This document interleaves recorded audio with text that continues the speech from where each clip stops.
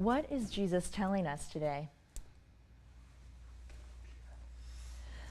We might feel apprehension at how he's talking about the world ending. We might feel that we're going into a panic.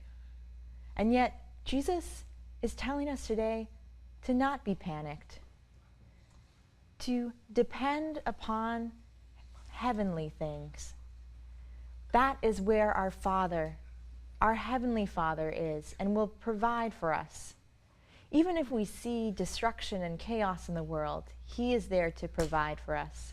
I recently saw a picture on Facebook of firemen in California after the California forest fires, and they were all asleep or resting on the ground. They still had their helmets on, and they were just completely exhausted. But the picture depicts how hard they had been working, blood, sweat, and tears, to save the people in California, to try to save the forest. And they weren't panicked.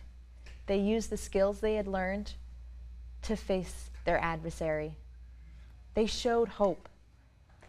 God gives us the skills that we need in order to face the world ending, quote unquote.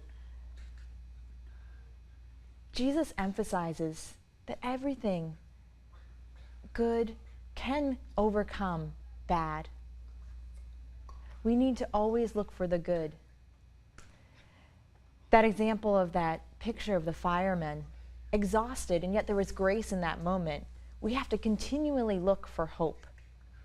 At the same time, Jesus encourages us to be ready for when the end times come near. How can we be ready? We need to use the gifts that God has given us.